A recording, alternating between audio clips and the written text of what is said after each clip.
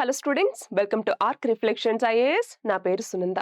ఇవాళ మనం మాట్లాడుకోబోయే టాపిక్ వచ్చేసరికి మన భారతదేశం నుంచి మొట్టమొదటిసారిగా ఇంటర్పోల్ కి సంబంధించినటువంటి పర్పుల్ నోటీస్ ని ఎన్ఫోర్స్మెంట్ డైరెక్టరేట్ అన్నటువంటిది ఇష్యూ చేయడం జరిగింది.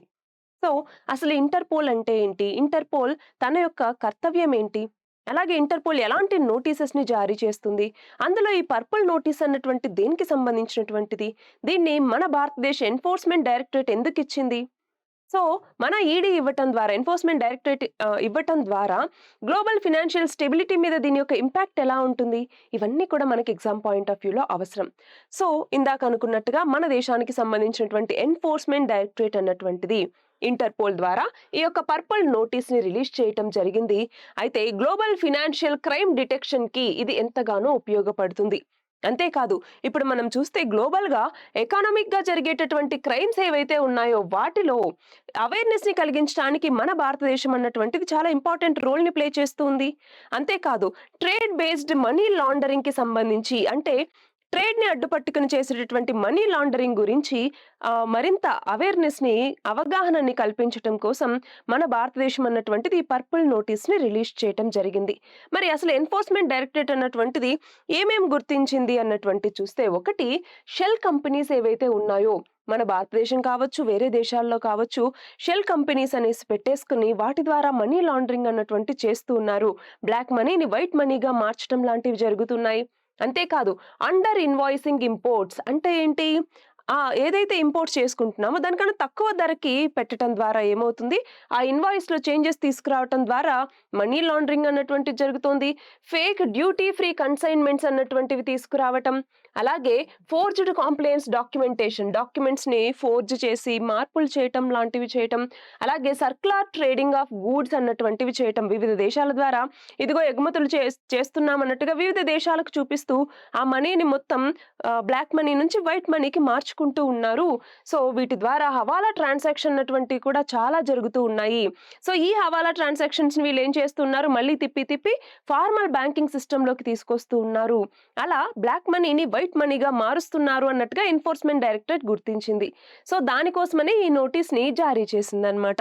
అయితే ఇక్కడ చూడండి, ఎలా ఇప్పుడు ఇండియా యొక్క పర్పుల్ నోటీస్ అన్నటువంటిది గ్లోబల్ ఫినాన్షియల్ సెక్యూరిటీని ఎన్హాన్స్ చేయడంలో ఉపయోగపడుతుంది అన్నటువంటి చూస్తే, ఒకటి, అర్లీ డిటెక్షన్ చేయటానికి. అంటే ఏంటి, ఫర్ ఎగ్జాంపుల్ మన భారతదేశానికి సంబంధించినటువంటి ఎన్ఫోర్స్మెంట్ డైరెక్టరేట్ ఇదిగో మనీ లాండరింగ్ అన్నటువంటిది ఇలా వివిధ పద్ధతుల్లో జరుగుతోంది, అలా మీ దేశాల్లో కూడా జరగచ్చు, జాగ్రత్తగా ఉండండి అని చెప్పినప్పుడు అలాంటి పద్ధతులు ఏమైనా అక్కడ కనపడ్డాయంటే వాటిని త్వరగా డిటెక్ట్ చేయవచ్చు.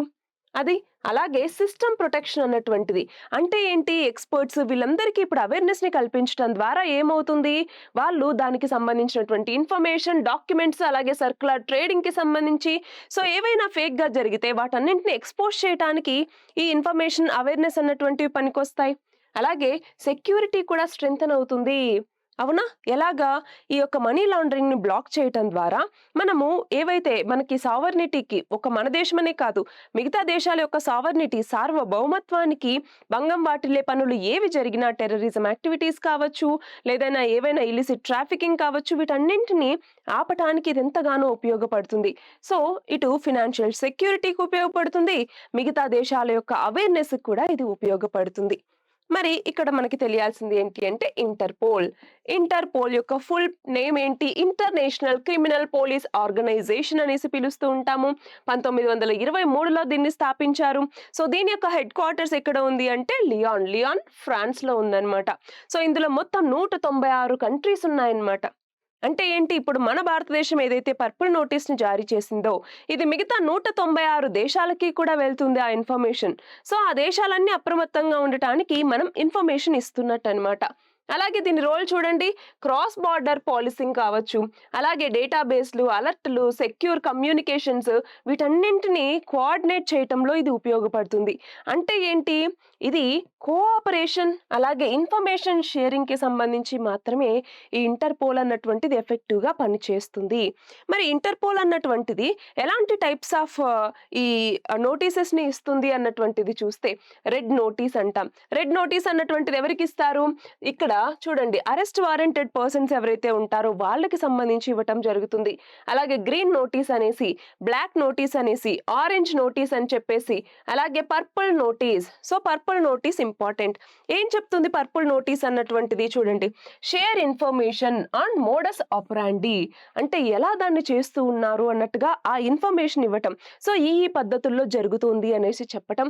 అలాగే వాళ్ళు వాడే టూల్స్ ఏంటి, డివైజెస్ ఏంటి, కన్సీల్మెంట్ మెథడ్స్ ఏంటి, సో వీటన్నింటి గురించి అవేర్నెస్ ని కలిగించడానికి ఇచ్చేటటువంటి నోటీస్ ఏమంటాం, పర్పుల్ నోటీస్ అనేసి పిలుస్తాము. ఇది కాకుండా interpole UN security council special notice అని కూడా ఉంటుందన్నమాట. సో ఇది స్పెషల్ గా ఇండివిడ్యువల్స్ అలాగే ఎంటిటీస్ ఏవైతే యుఎన్ శాంక్షన్స్ కింద ఉంటాయో వాటికి ఇవ్వటం కోసం ఇలా వివిధ రకాల నోటీసెస్ ని ఇంటర్పోల్ అన్నటువంటిది ఇవ్వటం జరుగుతుంది. అందులో పర్పుల్ నోటీస్ అన్నటువంటిది ఇప్పుడు మన భారతదేశ ఈడీ ద్వారా ఇంటర్పోల్ ఇచ్చిందనమాట.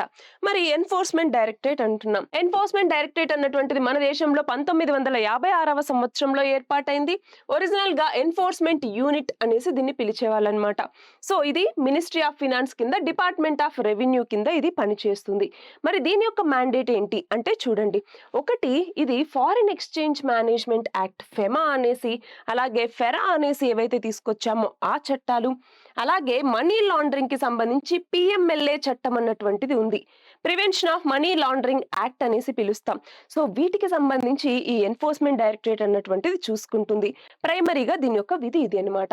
మరి ఫోకస్ ఏరియాస్ ఏంటి అంటే ఇందాక అనుకున్నట్టుగా మనీ లాండరింగ్ అన్నటువంటిది కావచ్చు, అలాగే ఫోర్జింగ్ కావచ్చు, ఫారిన్ ఎక్స్చేంజ్ కి సంబంధించినటువంటి ఏవైనా ఇష్యూస్ కావచ్చు, అలాగే ఏమైనా వైలేషన్స్ జరిగినా, ఎకనామిక్ క్రైమ్స్ ఏమైనా జరిగినా, అలాగే వీటికి సంబంధించి ఇంకేదైనా కావచ్చు, ఫారిన్ ఎక్స్చేంజ్, మనీ లాండరింగ్ వీటన్నింటికి సంబంధించి ఏది జరిగినా వాటి గురించి చూసుకునేటటువంటి ఏజెన్సీ ఏంటి, ఈ యొక్క ఎన్ఫోర్స్మెంట్ డైరెక్టరేట్ అన్నటువంటిది.